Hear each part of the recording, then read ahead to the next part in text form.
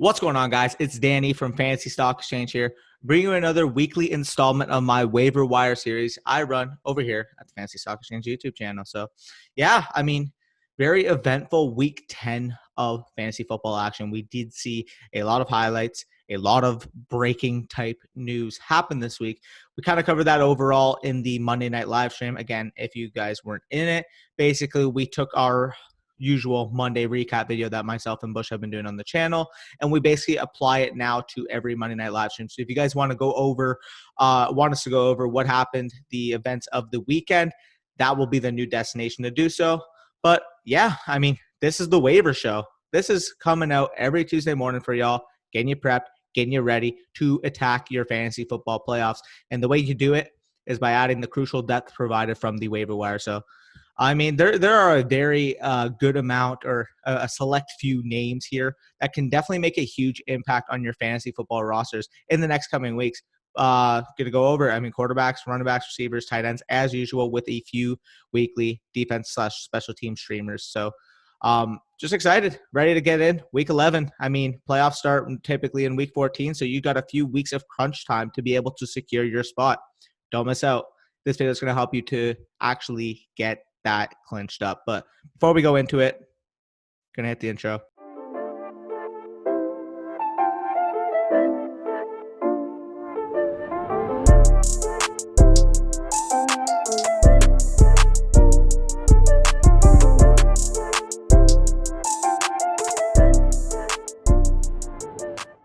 Okay, so as I mentioned, we're going to start off with the quarterback position. And as always, we start off, Jameis Winston is my number one of this week. Jameis Winston, quarterback from the New Orleans Saints, currently at 2% ownership, according to Yahoo. So his week 10 stats, nothing great. 63 passing yards, no touchdowns, no interceptions, and then 4 carries for -2 yards, operating in the second half of this game.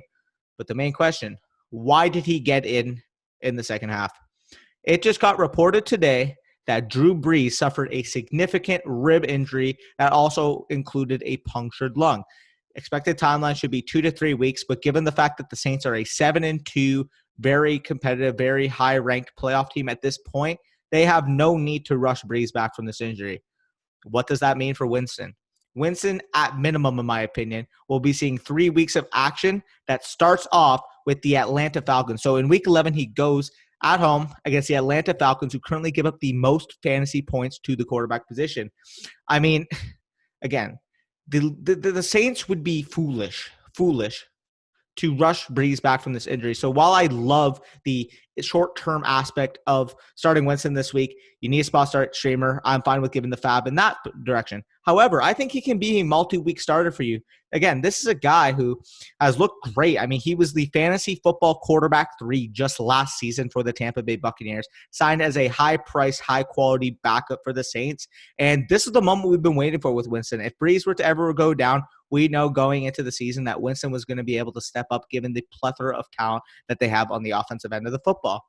So, you got guys like, again, Alvin Kamara, Michael Thomas, Jared Cook on the offensive end to really give Jameis a good weapons core. Now, if you're talking about this matchup, as I mentioned, Atlanta Falcons are the worst team, the worst bottom team at giving fantasy points up to the quarterback position. Heck, talked about Drew Lock a couple weeks ago, 29.22 points against them.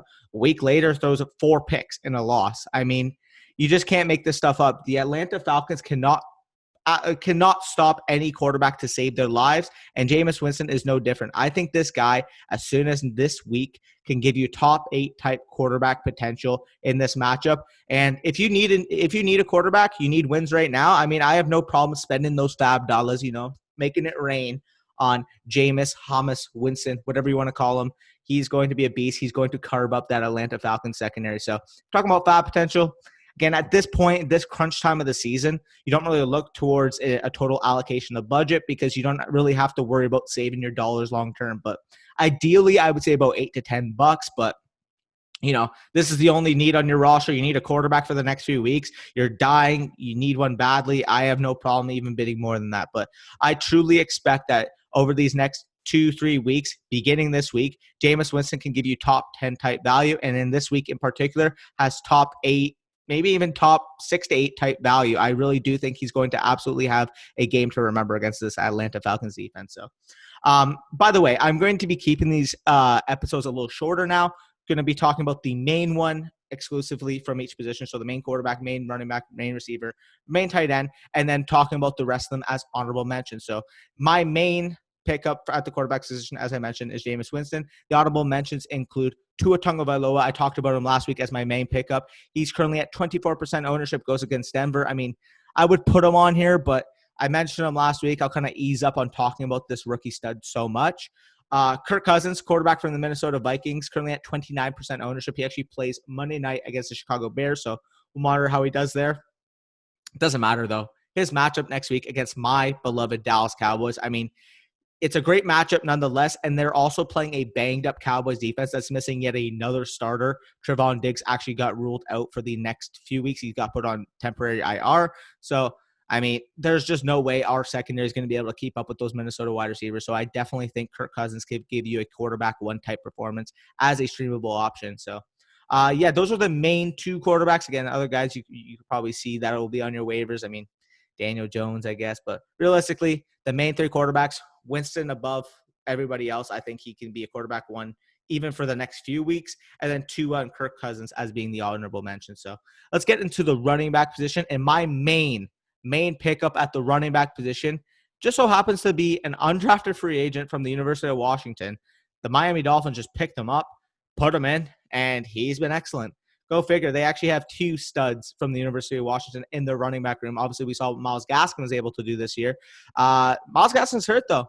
And the other Washington running back I'm talking about is going to be Salvon Ahmed or whatever, Salvon Ahmed, whatever you want to call it, undrafted free agent. I mean, 6% ownership. I get it's low, but Week 10, his stat line, 21 carries, 85 yards, and also had a catch for 5 yards and had a rushing touchdown. If you're actually talking about him, I mean, the stat line itself was impressive. Don't get me wrong. I mean, 90 total yards, a touchdown, 22 overall touches. But the usage that this guy was receiving from the Dolphins is just unreal to consider. I mean, this guy in his first career start as the starting running back for the Miami Dolphins, he absolutely got the full workload. I mean, we saw the absence of Myles Gaskin and Matt Breida contribute to 22 total touches, as I mentioned, and a 76% snap share out of the backfield for the Dolphins. And while Gaskin is expected out again, I mean, Ahmed really proved just last week, or Ahmed, guys, don't crucify me for this for the pronunciation here, but yeah, I mean, he showed he could really handle a big load when he's depended upon to do so. And I mean, Miami has shown this year, no matter who's in, if it's Ahmed, if it's Gaskin, even like at some points it was Breed at the beginning of the season, they will tend to feature that bell cow type back, as we saw. I mean, 76% snap share for a guy who wasn't even expected to make the team going into the preseason is just crazy when you think about it. So we got on deck a Week 11 matchup against the Denver Broncos, who currently give up the 14th most points to the quarterback or running back position. I mean, not a crazy favorable matchup, not a death sentence as well. So ultimately here, if Gaskin is ruled out once again, I think as soon as this week, Ahmed can really provide you an RB3, maybe even low-end RB2 type value, given the overall touch workload we saw from him just this past week. So, I mean, whatever significant chunk of FAAB that you have left, I would feel fine bidding on Ahmed if you are in a pinch at the running back position. I mean, playoffs are nearing by. This is a guy who can immediately step into your flex position and give you significant value. So if you're talking about FAAB, I mean, I have $20 listed here, but again, you need an RB2 just as soon as this week. You need a flex play just as soon as this week. I'm fine with even bidding more than that, because what's the point of holding onto your FAAB at this point in the year when you need playoff ready guys ready to step into your lineup immediately and get you dubs? And this guy in Salvon Ahmed can absolutely do so for you. So honorable mentions at the position. I mean, I got to mention Kalen Ballage, running back from the LA Chargers. He does go up in a juicy matchup against the New York Jets. He would be my number 2 at the position. I mean, me and Bush both expected Troy Pope to be the main receiving back just last week, and we saw Kalen Ballage absolutely explode once again. I mean, we just got to give him the respect at this point. He's been the main option with the Justin Jackson and Austin Eckler-less Chargers backfield. So give him the respect. He would definitely be my number 2 at the position after Ahmed. Number 3 is going to be Cam Akers, running back from the LA Rams. Mentioned him last week. He's still at 26% ownership. He goes up against the Tampa Bay Buccaneers. Now, you're not picking up Cam Akers for a flex play right away. This is not a guy you want to depend on putting your lineup right off the bat. But I mean, it is pretty noteworthy considering the fact that he did lead the Rams in terms of overall rushes out of the backfield, had 10 carries for 38 yards. But until one of Henderson or Brown misses a game, it's just going to be a three-headed committee at this point, which is what Sean McVay's been running basically for the last few weeks. So I would bid on him, $10 maybe. Stash him at the end of your bench. See what you got with him at the end of the season, because I do think if he ends up developing in a bigger role, he could definitely provide you a ton of value down the stretch. This is more of a riskier type late reward style pickup, if you will, in Cam Akers. So he's going to be my 3 at the position. And a more flex ready type option, in my opinion, is going to be Rex Burkhead, running back from the New England Patriots. Currently at 24% ownership, goes against the Houston Texans this week. Again, we saw mostly, I was going to talk about Damon Harris in this episode, but he's over the 50% ownership threshold. But I mean, his teammate Rex Burkhead, 24%, is definitely someone that's noteworthy. We saw just last week, they like to use Rex Burkhead in multiple facets of the game, while Damon Harris is typically going to be the leading bell cow type back who's going to get the first and second down work. We saw last week, I mean, Rex Burkhead is used kind of as their chess piece out of the backfield. He'll catch some passes for them. He'll score some touchdowns. And in general, he'll contribute in the ground game.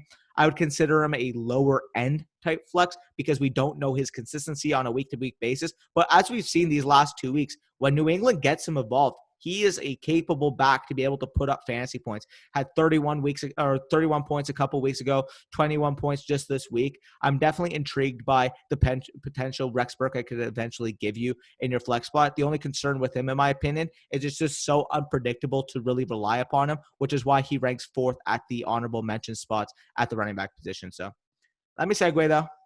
Going to go next. Wide receiver position. And I talked about Jalen Reagor just last week. He's actually in my honorable mentions this week. I'm just not going to go as in-depth with him because realistically, you guys should have already picked him up just last week. But the guy I'm going to highlight, and you're going to see on the screen, is going to be Michael Pittman Jr., wide receiver from the Indianapolis Colts, currently at 10% ownership in Yahoo leagues. I mean, this kid's a stud. Week 9, we saw week 10, my bad. Thursday Night Football. We saw 8 targets. He caught 7 of them for 101 receiving yards and also chipped in with 21 rushing yards. I mean, what can I say? This kid broke the fuck out on Thursday Night Football against the Tennessee Titans. I mean, 123 total yards from scrimmage, and he really looked like the solidified wide receiver 1 for the Indianapolis Colts in this game. I mean, he was their first pick in the 2020 NFL draft for a reason. They picked him ahead of Jonathan Taylor. They didn't have a first-round pick. This guy was available at 34th overall, and they smashed the like button on him, sent that card and said, see you later, everybody else. Michael Pittman is our pick at 34 overall. And although he's initially experienced some rookie pains thus far growing into his role, he's really blossomed and looked like a sturdy, ready wide receiver 1 for the team in these last 2 weeks. I mean, returning from a lingering lower body injury the previous 3 weeks, I mean, he returned to 1 target. Okay, whatever. But these last 2 weeks especially, sorry about that, 15 targets across the past 2 games, including that standout performance against Tennessee. He actually had a 4 catch for 56-yard performance the week before. I mean, we've seen so many rookie wide receivers thus far bust onto the scene, and Pittman just looks like he's going to be the next one. I mean, go scoop this guy off waivers right now. For the rest of the season, this is going to be the absolute cheapest you can get him. So if you're talking about FAAB, I mean, I have $30 listed here, but again, as I mentioned with the quarterback and running back positions, I don't care about FAAB at this point. I'll be honest. You make claims for players that you think can be crucial for you down the stretch. Pittman can be an absolute wide receiver 3, wide receiver 4 type for you down the stretch. And if you're in need of a pinch, you need a depth receiver to really carry the load for you. Pittman has shown that he has immense potential to be able to do so. So myself and Bush talked about the opportunity at Pittman's feet for the longest time going into the season. At the start of the season, we absolutely loved Pittman coming out of the draft at USC. I mean, T.Y. Hilton hasn't really done anything. He's been hurt. Okay, albeit, I get that. But even when he's played, he's just been an inconsistent. He's looked old. He really looks like he's declining as a player. Pittman has been the sturdy, young talented receiver that they have ready to take the load. Similar to kind of what we saw with Cincinnati. I mean, T. Higgins really replacing A.J. Green. We could see a similar type thing happen in Indianapolis with Pittman taking over for T.Y. Hilton. So, as I mentioned, the honorable mentions, it's going to start off with Jalen Reagor, wide receiver from the Philadelphia Eagles. Still only at 26% ownership. I don't get that. Had a 7-target game, caught 4 catches for 47 yards. I do think down the stretch, he's going to keep improving as Carson Wentz keeps on relying upon this guy. In his first 2 games back from injury, 13 targets. I mean, he's clearly developed into that at least second target on the offense behind Travis Fulgham.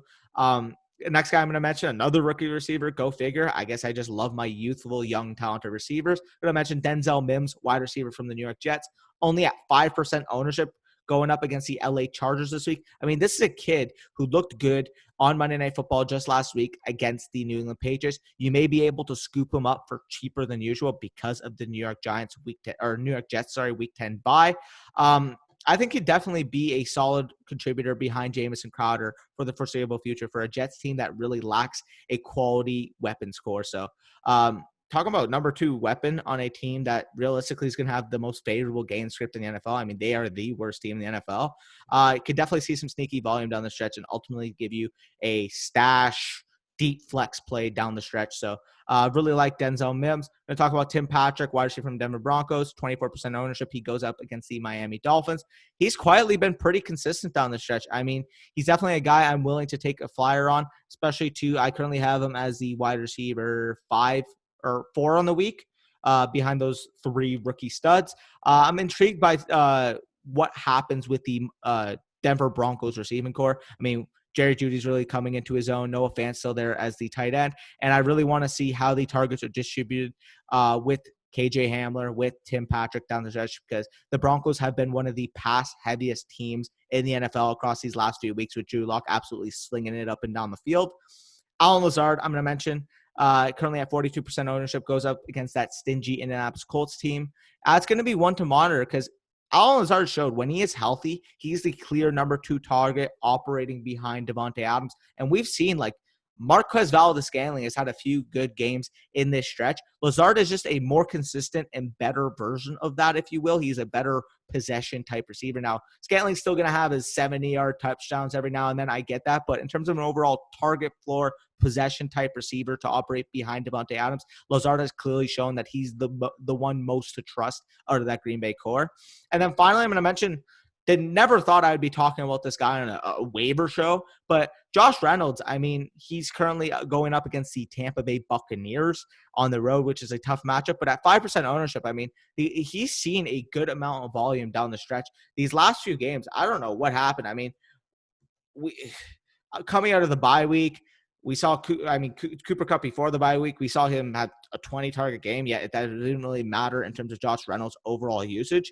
But these last few games, he had his bye week sandwich in there, but 8 targets against Chicago, 9 targets against Miami, and then 10 targets against Seattle. I mean, he's one to monitor. If you want to stash him at the end of your bench, probably don't drop a FAAB bid on him, but if you can get him for super cheap, maybe even free on the waiver wire, he's definitely someone I'm fine and comfortable with having at the end of my bench. Just surprised to see his overall usage across the stretch, because we really expected it to be the combination of Robert Woods, Cooper Kupp, Gerald Everett, and Tyler Higbee in particular. But Josh Reynolds has really shown that he does have a role on this offense, and he's not just someone to really look over.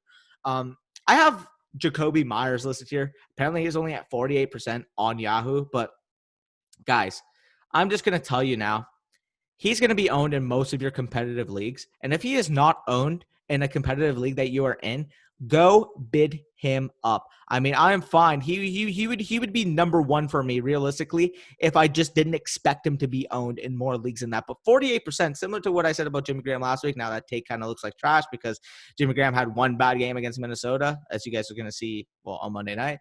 But yeah, I mean, Jacoby Myers, these last few weeks, has gotten the targets. Heck, he had a fucking passing. Who expected Jacoby Myers to realistically have a passing touchdown this upcoming week? That's not something that I expect to continue, but it just kind of shows. I mean, this guy's getting it done in multiple facets of the game. I mean, we've seen these last few games from weeks 8 to week 10. or even week 7, to be honest, if you want to include that. I mean, he had 6 targets against San Fran, 10 targets against Buffalo, 14 targets against New York Jets, and then 7 targets just this week against the Baltimore Ravens. Goes up against a decimated Houston Texans secondary that, yes, you guessed it, still has Vernon Hargreaves operating there. I mean, I really like Jacoby Myers. I just didn't think that I needed to spend much time on him, considering that he's been so good, yet he's only owned in 48% of leagues. So, anyways, yeah. If he's not owned in your league, get him. I guess I don't know what else to say. Anyways, let's get off him. Talking about the tight end position, and I'm just going to take a repeat from last week, sorry. And I'm going to talk about Irv Smith Jr., tight end from the Minnesota Vikings. I mean, guys, how is he still owned? Week 9, we did see that 4 target, 2 reception, 10 receiving yard type game from him, 2 touchdowns. This week, he didn't play. He didn't play against the Chicago Bears. He was inactive for this game. But going up into next week's Week 11 matchup against the Dallas Cowboys, currently 18th in the NFL against the tight end position. I mean, similar to what I said last week, Smith is just the top waiver wire option at the tight end position. I mean, we've seen his usage when he's been healthy. Like, just 2 weeks ago, before he got hurt, 20% target market share and 2 touchdowns in a game where Kirk Cousins only chucked it 20 times. You should see positive regression in that regard back to the mean, and Kirk Cousins attempting more passes. What does that mean for Irv Smith Jr.? Well, he's clearly the 3rd target in the passing game, in my opinion, after Adam Thielen and Justin Jefferson. And he's proven to be a really efficient tight end option. So a tight end option who's playing well, he's talented on a good offense. I mean, that's all you could really ask for. I do think Irv Smith Jr. can provide you top 15 type potential down the stretch, especially if he's able to stay healthy. Had a week, really recovered from that injury, definitely is primed to explode against my beloved Dallas Cowboys. So honorable mentions at the position. By the way, FAAB dollars, sorry. $10-15. Like, if you need a tight end that bad, if not, like, you probably get him for cheaper. Again, FAAB is pretty redundant at this point in the season. So realistically, it doesn't matter whether you bid $10 or $20 or somebody, because you just need players that are ready to step in and be able to produce on your fantasy teams. We're not talking week 1. We're talking week 11 waivers. So bid those $5 up, because realistically, what's the point of holding them if you're not making the playoffs, right? Anyways, honorable mentions at the position. Dalton Schultz, tight end from the Dallas Cowboys, currently at 16% ownership. He goes against those said Minnesota Vikings on the road. And we've really seen, like, Dalton Schultz has been a consistent. I mean, again, this is a position that you really want to chase upside on a week-to-week basis, because the quote-unquote consistent tight ends aren't even necessarily that great. But somehow, I mean, he's the tight end 10 on the year, even with Dak Prescott getting hurt. I mean, we've seen it across these last few weeks in literally what is this? 5 of the last 6 games. Actually, 7 of the last 8 games, he's had 4+ targets, including 4 last week against Pittsburgh, 8 the week before against Philadelphia. He goes up against a Minnesota Vikings defense that, as we've seen, aside from Jimmy Graham, realistically has given up points to the tight end position. So I'm definitely intrigued by Dalton Schultz's potential in this game. Now, it's not an offense I want to trust, but if you're in an absolute pickle, you need a streamable type tight end who may catch a touchdown, I do think Dalton Schultz can definitely do that for you. And I'm going to be talking about Logan Thomas, tight end from the Washington football team, currently at 35% ownership, and goes against the Cincinnati Bengals. Yeah, this is just a guy that I felt would be owned in more leagues, because we've seen, like, for whatever reason, I mean, he's been absolutely incredibly inefficient with the targets that he's gotten. But Logan Thomas's target share on the season, he has 52 targets in 9 games played. Like, that's just absurd. He's yet to have a game this season with less than 4 targets, and he's coming off in 3 of his last 4 games. He's either had 60 receiving yards or a touchdown, including that 4 for 60 in a touchdown game he had against the Cowboys in week 7. Now, he's coming off a 4 for 66 game against Detroit. He's going up against the Cincinnati Bengals, who, again, give up points to the tight end position, especially one being so involved in the offense in Logan Thomas. I mean, he's the clear number 2, or actually number 3 passing weapon, considering how many targets J.D. McKissic has gotten recently. But the number 3 passing weapon on an offense that is coming off a 55 attempt game with Alex Smith under center. I mean, the volume is just too much to ignore. I definitely consider him to be, again, another top 15 type tight end option on the week. And at a position like tight end that is as scarce as it is, you're just looking for upside shots at this current point because no tight ends, even after the top 5 or so, are going to give you consistent week-to-week value. So these guys that I mentioned, especially Irv Smith Jr., definitely provide a ton of upside in a barren position. So anyways, let's get off the tight end. I'm going to talk about my top defense/special team streamers, and I'm going to be talking about the LA Chargers going up against the New York Jets. Currently at 41% ownership. I mean, do I really have to explain myself on this one? The New York Jets are the worst team in football. 0-9 record. Offense has looked abysmal. Defense has looked abysmal. This should be an absolute blowout, with Herbert providing a ton of pressure on the other end. The Chargers are really just going to be able to pin their ears back and get after the quarterback this week. I mean, Joe Flacco or Sam Darnold, whoever the fuck starts for the Jets, is going to have an absolute nightmare going up against this Chargers defense. What's ultimately going to be a smoke type of a game. So I wouldn't be surprised if we're talking about the Chargers racking up 5-6 sacks in this game, maybe a pick or two. Like, it's going to be that type of ugly game because the Jets are already clocked out of the season. They're going after Trevor Lawrence. They're going to move on from Sam Darnold this year. It's already written in book. Like, it's just going to happen. And, like, they just have no chance. They have no chance. The common theme of this year is whatever defense is going up against the Jets, you play them. Well, this week, it just so happens to be the Chargers. So go scoop them up, less than 50% ownership. And the other two I'm going to mention are going to be the Cleveland Browns going up against the Philadelphia Eagles, currently only at 18% ownership. Again, the Philadelphia Eagles have really been prone to a ton of turnovers this year. I mean, Carson Wentz doesn't know how to keep the ball in his own, keep the ball for his offense if it saved his life. I mean, he fumbles like crazy. He's been throwing picks like crazy, and Cleveland's going to be ready to really capitalize on that. I mean, not much else to say. And finally, Washington football team going up against the Cincinnati Bengals, 31% ownership. This is one that more so has to do with a disadvantage for the Bengals in terms of front sevens. I mean, Washington football team front seven should absolutely be able to get after the quarterback, Bengals being one of the worst offensive lines in the league, and Washington have an absolute decimating pass rush. So I'm really excited to see this game. I do think that it could be more of a slugfest. Again, we're going to see a rookie quarterback going up against a very ferocious defensive front, the 1 versus 2 picks, if you will, in the NFL draft. So I'm definitely excited to see how this one plays out, but I do think Washington football team is an absolute steady play for this week. So again, that wraps up the waiver wire video. If you guys have made it this far and you enjoyed the content you're watching, make sure you go hit that like button and comment down below what your thoughts are, who your favorite waiver players are, who you're going to be spending your FAAB on, who you need to, again, make that playoff push as necessary. And again, if you're new to the channel, you like my ugly mug, you like Bush, you want to see the live streams, you want to see the daily fantasy football content we provide over here at the Fantasy Stock Exchange, make sure you go hit that subscribe button and turn on those notifications because it really helps the channel grow a ton.